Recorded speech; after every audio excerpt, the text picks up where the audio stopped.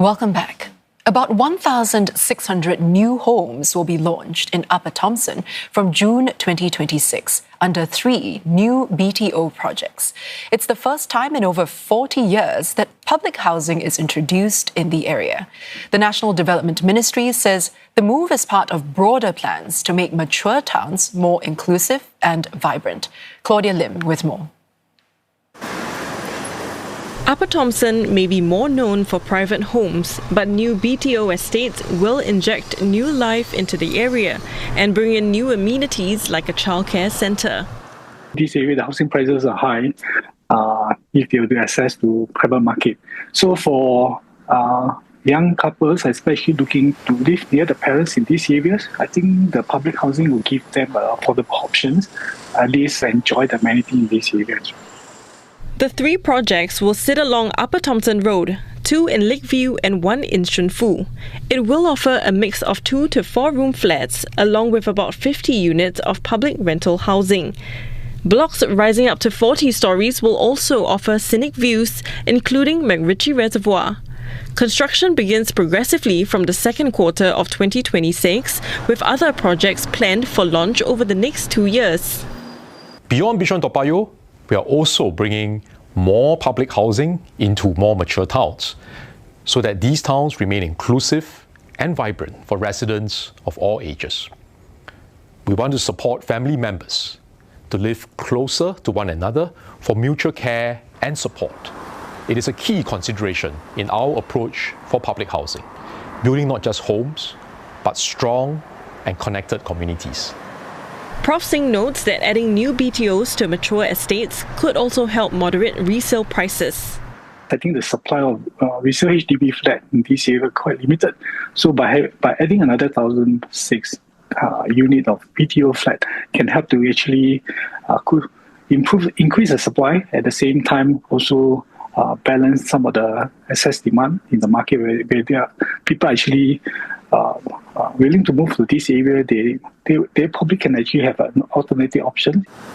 He says the new homes will bring added vibrancy to mature estates, boosting business activity and foot traffic, but cautions that congestion must also be carefully managed.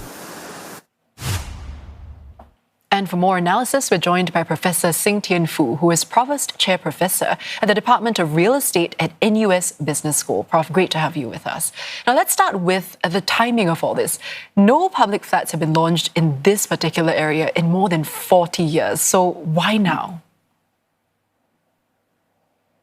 Bishan is a very popular housing area. I think in this mature estate, the supply of land is very limited. So, given the current greenfield site, it's actually very timely to inject new housing into this area, because I think this location we're facing the 3 challenges. One is aging residents and aging also housing estate. So I think it's important to bring in more public housing and also allow this housing to be able to actually reach out to younger people who want to stay in this popular housing estate, who can also care for the parents who live in this area.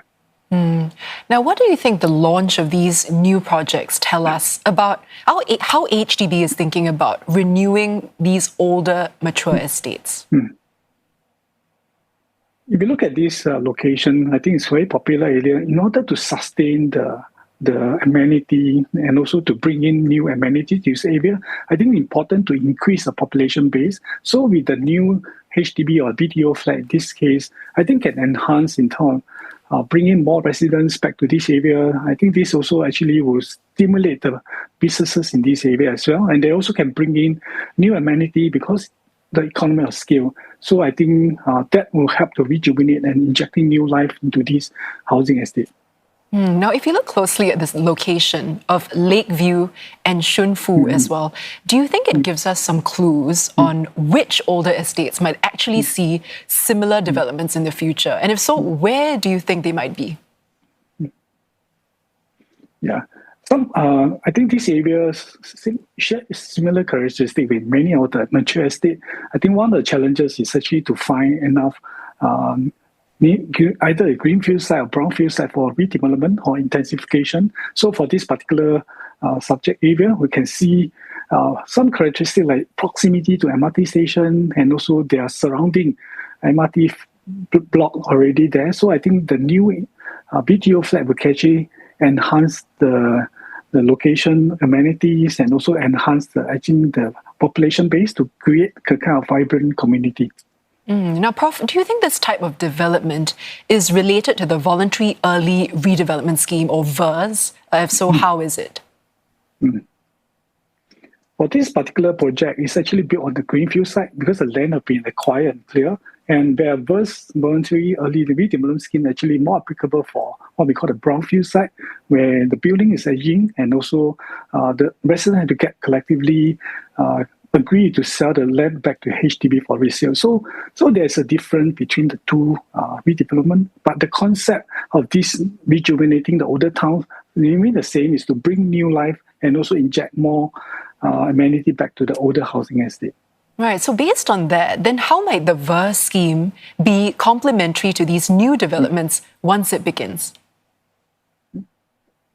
Right. I think we look at a lot of mature estate. It's difficult to find greenfield site like what we see in Lakeview or Shunfu area. So most of the mature estate, I think the older housing estate or older housing stock, maybe either decaying leases or the physical obsolescence of the building, is time maybe for them to consider this tearing down some of the building and redevelop. So the VERS program will be preparing some of this housing stock to be returned to HDB, then longer term planning for redevelopment in sequence and a more systematic way can be carried out. Because I think for this subject property or this subject site, it's also used to be some old development there, but it took many years.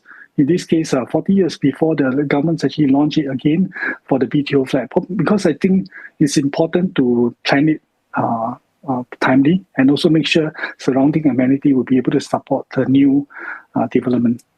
Professor, thank you so much for your insights. That was Professor Sing Tian Fu, who is Provost Chair Professor at the Department of Real Estate at NUS Business School.